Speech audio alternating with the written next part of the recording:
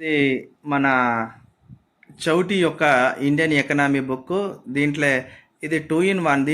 దీనిలోనే మనకు ఆ, ఇంకో థర్డ్ సెషన్ కూడా ఉంటుంది. మీకు తెలుసు కదా, డెవలప్మెంట్ ఇష్యూస్ థర్డ్ సెషన్ కూడా ఉంటుంది. ఈ బుక్ గురించి నేను ఒక రివ్యూ వీడియో అయితే చేస్తున్నా. ఇంకా చాలా టైం ఉంది ఈ యొక్క గ్రూప్ 2 ఎగ్జామ్కి. మీరు బుక్ కొనుక్కోవాలా వద్దా, దీంట్లో ఏమేమి ప్లస్గా ఉన్నాయి ఏమేమి మైనస్గా ఉన్నాయి చెప్తాను. బుక్ అంటే ప్రతి బుక్లో కొన్ని ప్లస్లు కొన్ని మైనస్లు ఉంటాయి.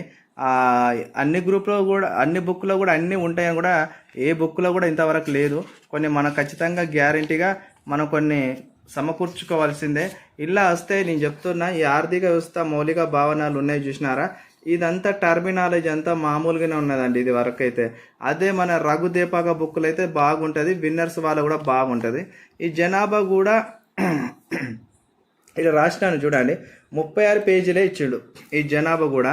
ఈ జనాభా కూడా జనాభా డెమోగ్రఫీ ఎట్లా స్టార్ట్ అయింది ఏంది అనేది అంతా కూడా మరి ఈ సార్ వచ్చేసి అంటే ఎగ్జామ్ పరీక్షకి ఏం సరిపోతుందో దాని దృష్టిలో పెట్టుకొని ఇచ్చిండో ఏమో నాకు తెలియదు, కానీ అంత లైట్గా ఉంది, పెద్దగా ఏం లేదు. దీంట్లో కొద్దిగా మెచ్చుకోవాల్సిన విషయం ఏంటంటే, ఇవి ఐక్యరాజ్య సమితి జనాభా లెక్కల అంచనాలు జూలై 2024 ఇచ్చారు కదా, అదొకటిను యునైటెడ్ మన వాళ్ళది ఏదైతే ఉందో పాపులేషన్ ఫండ్ వాళ్ళది, ఈ స్టేట్ ఆఫ్ పాపులేషన్ ఇది 2020 ఒక అప్డేట్గా ఇచ్చినాడు. ఈ జనన మరణాల రేటింగ్ అన్ని బుక్కులలో ఉన్నదే తప్ప ఇలా పెద్దగా ఏం లేదు. ఈ ఆరోగ్య సూచికలు కూడా లైట్గా ఇచ్చినాడు. మళ్ళీ ఇంకోటి ఏంటంటే, ఈ NSO women and men in Indian report 2024 అని ఇక్కడ ఉంది కదా, ఇది కూడా పెద్దగా ఫ్యాక్ట్ లిస్టే కానీ పెద్దగా డెప్త్ ఇవ్వలే, కొద్దిగానే ఇచ్చిండు. ఇంకోటి ఎంఆర్, సిఎంఆర్, ఎన్ఎన్ఎంఆర్, ఎంఎంఆర్ ఇవి ఉన్నాయి కదా, ఇవన్నీ కూడా 2024 డాటానే ఇచ్చిండు. ఇది కూడా డాటానే ఇచ్చిండు. ఇదంతా ఓకే. ఇక జాతీయ ఆదాయంకి వచ్చేసరికి, జాతీయ ఆదాయం ఎవరైనా కొత్తగా ఈ బుక్ కొత్తగా ఇదే కొనుక్కొని ఇప్పుడే చదవటోళ్ళకైతే ఇది ఏం అర్థం కాదు, ఎంత కాన్సెప్ట్ అయినదంతా వేరేలాగా రాసిండు. ఈ ఫుల్ ఎకనామీ ఏదైతే మనకు డిగ్రీ కాలేజ్ ఇంటర్ సెకండ్ ఇయర్లో ఉంటుంది, ఇంటర్ ఫస్ట్ ఇయర్ ఉంటుందో ఆ వర్షన్లో లేదు, ఆయన సొంతగా వాడుక భాషలో రాసిండు. జీడిపి, జిఎన్పి, ఎన్ఎన్పి తేడాలు ఉంటాయి కదా, ఇవి కూడా లైట్గా ఇచ్చిండు. ఇంకోటి ఇక్కడ భారతదేశ వృద్ధి ధోరణిలో 2024 సర్వే, అది ఓకే పర్వాలేదు. ప్రపంచ బ్యాంక్ నివేదిక ఆగస్ట్ 24 ఇది కూడా పర్వాలేదు, బాగానే ఉంది. అండ్ 2023-24 ఆర్థిక సర్వే వృద్ధి ధోరణిలు ఇది కూడా బాగానే ఉంది, చూసుకోవచ్చు. ఇక వ్యవసాయం వచ్చేసరికి చూడండి 76 పేజెస్ ఇచ్చిండు. ఇక్కడ వ్యవసాయము వివిధ అనుబంధ రంగాల గురించి చూసినట్టయితే దీంట్లో కూడా మొత్తం డాటా ఇచ్చిండు. చూడండి, ఆర్థిక వ్యవస్థలో వ్యవసాయ స్థానం 2024 అంటే ఈ బుక్ అంతా చదివిన నేను మీకు ఇక్కడ పేపర్లన్నీ తిప్పి చూపించే బదులు నేను ఇక్కడనే ఇండెక్స్లో చెప్తాను, మీకు ఈజీగా అర్థమవుతున్న ఉద్దేశంతో చెప్తున్నాను. ఇంకోటి ఆహార ధాన్యాల ఉత్పత్తి ధోరణిలో 2024 ఓకే, వెరీ నైస్. వ్యవసాయ రంగం వృద్ధి ధోరణిలో ఆర్థిక సర్వే 24 ఓకే, బాగుంది. ఆర్థిక సర్వే 2024 ఇది కూడా బాగానే ఉంది. అంటే వ్యవసాయ పరపతి సౌకర్యాలు మామూలుగా లైట్గా ఇచ్చాడు. ఈ వ్యవసాయ పరపతి సౌకర్యాలు ఇచ్చేటి ఏవైతే బ్యాంకులు, నాబార్డు ఇవన్నీ దాని ముందున్న సమస్యలు ఏవైతే అవన్నీ కూడా లైట్గా కొట్టేసాడు, పెద్దగా ఏం లేదు. సేకరణ ధర, లెవీ ధర దీని గురించి బ్రీఫ్గా ఇవ్వలే, ఒకటే లైన్ ఇట్లా రాసుకుంటూ వెళ్ళిపోయాడు ధరలు వాటి గురించి. వ్యవసాయ రంగంలో ప్రైవేట్ పెట్టుబడులు, ఈ ప్రైవేట్ పెట్టుబడుల మీద కూడా వ్యవసాయ 3 చట్టాల గురించి కూడా పెద్ద డీప్గా డెప్త్గా ఇవ్వలే, అట్లా చిన్న కొట్టేసుకుంటే పోయిండు. అదేవిధంగా సుస్థిర వ్యవసాయము ఇది కూడా బాగలేదు. అండ్ 2024-25 బడ్జెట్లో వ్యవసాయం దాని అనుబంధాల మీద ఎలాంటి రంగాల మీద ఏ విధంగా ఉందో అదైతే మంచిగా ఇచ్చిండు. అండ్ విధంగా ZBNF ఉంది కదా, జీరో బడ్జెట్, అది ఉంది చూసిన ప్రకృతి సేద్యం ఇది ఓకే. అశోక్ దాల్వాయ్ కమిటీ ఇది కూడా ఓకే. అండ్ ఏపీ ఇది ఉంది ఇక్కడ, ఈ యాప్స్, వెబ్సైట్స్ ఇవి ఉన్నాయి కదా, పోర్టల్స్ 2024 కొద్దిగా లైట్, ఇవన్నీ పెద్దగా అట్రాక్టివ్గా ఏం లేవు. ఇక్కడ కూడా ఇవన్నీ కూడా ఓకే. అండ్ 2024 జూలైలో బడ్జెట్ గురించి వ్యవసాయం దాని ప్రాముఖ్యాలు, PLFS 2023 ఉన్నాయి చూసిన, ఇది పెద్దగా ఈలేట్ ఏమి వేయలే. ఇదే PLFS విన్నర్స్లో బాగా ఇచ్చిండు.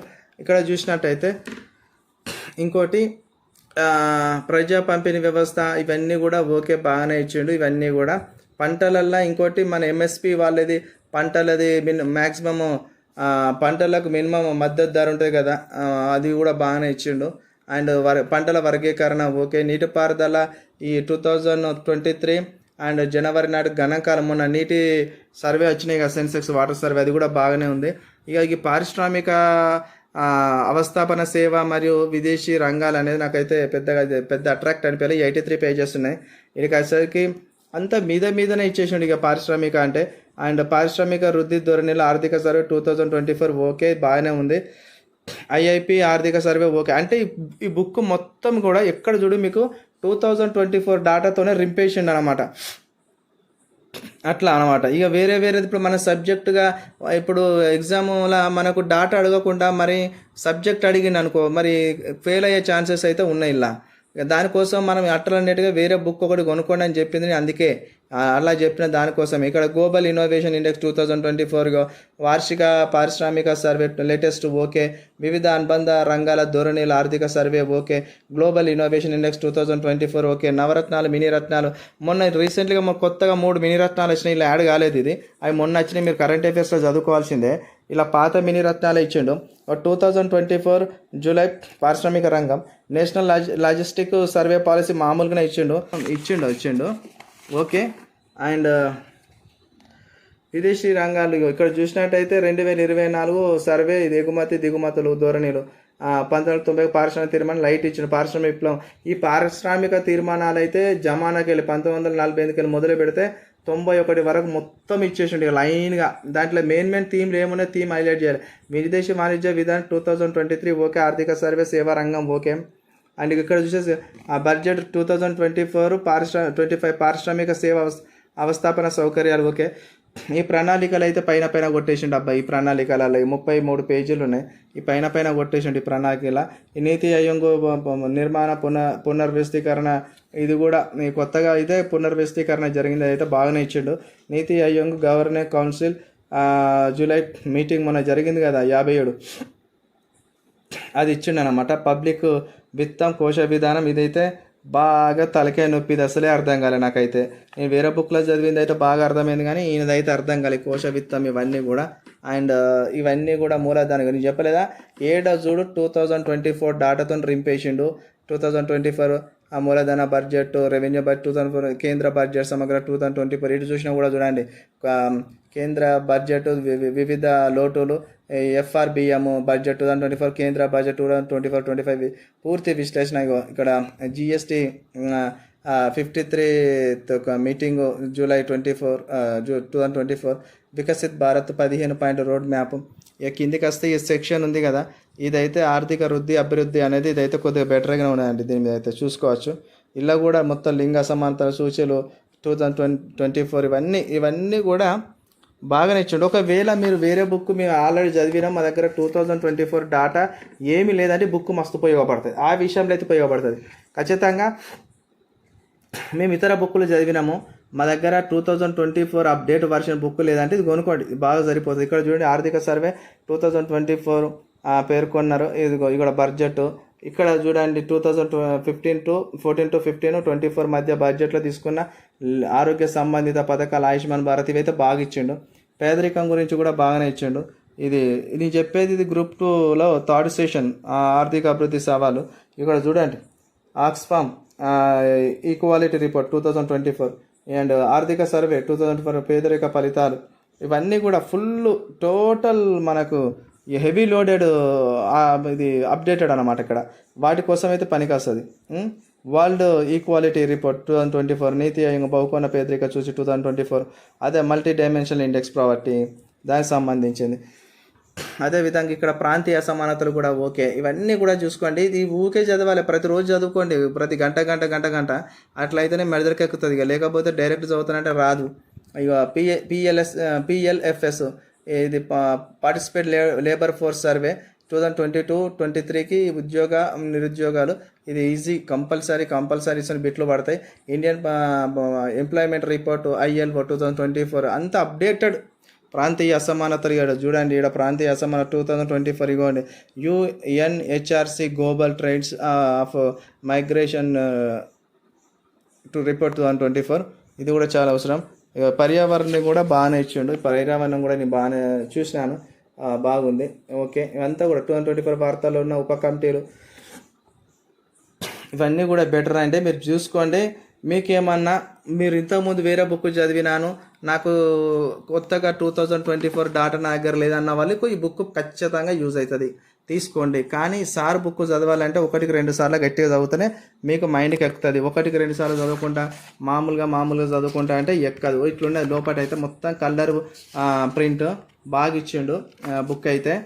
కొన్ని సబ్జెక్టులలో ఇన్డెప్త్ లేదు, కొన్ని చాప్టర్లు ఇన్డెప్త్ లేదు.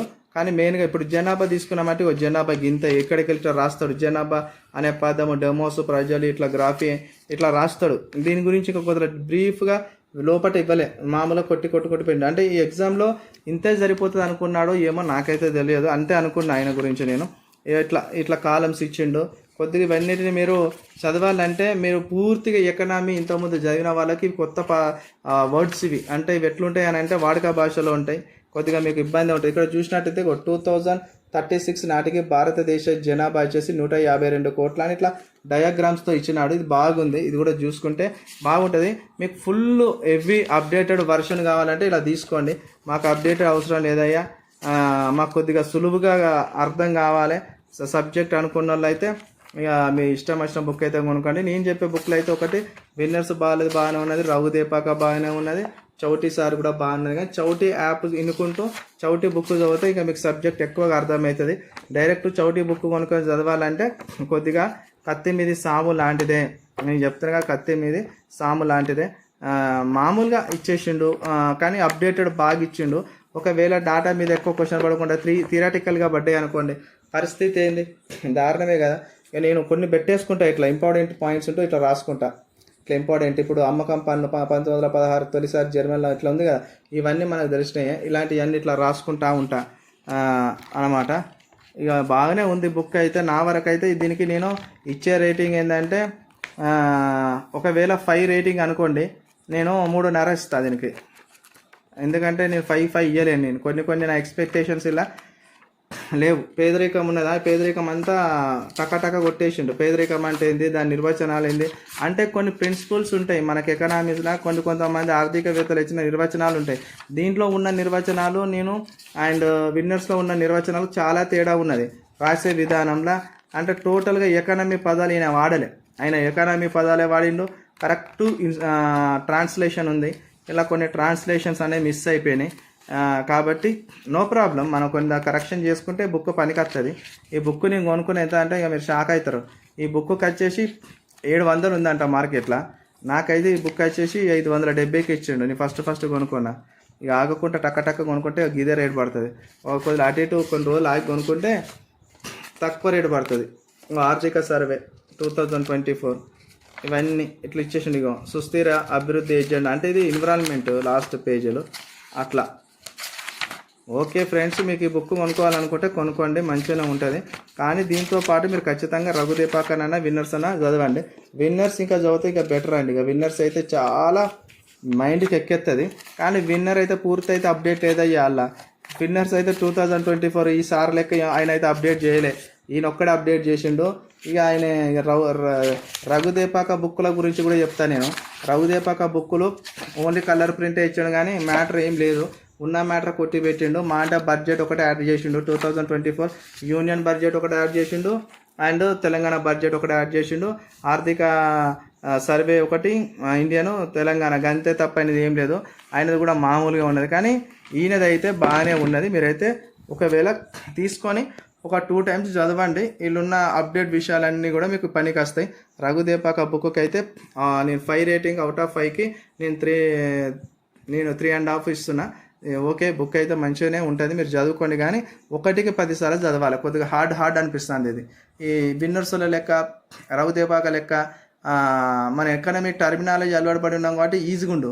ఇది అట్లా లేదు, కొద్దిగా హార్డ్ అవుతుంది. చదువుకుంటే మనం ఒక 3-4 సార్లు గట్టిగా చదివితే మెయిన్కి ఎక్కుతుంది. ఎక్కడొక్కడే కాదు, మళ్ళీ మన క్వశ్చన్ ఫ్రేమ్ వర్క్ కూడా చేసుకోవాలి, ఎట్లా క్వశ్చన్ పడితే ఏందని కూడా తెలుసుకోవాలి. Okay, thank you so much friends. నేను ఇండియన్ ఎకనామీ అయితే మీకోసం చేసినాను బుక్ రివ్యూ వీడియోను. ఈ వీడియో నచ్చినట్టయితే లైక్ చేయండి.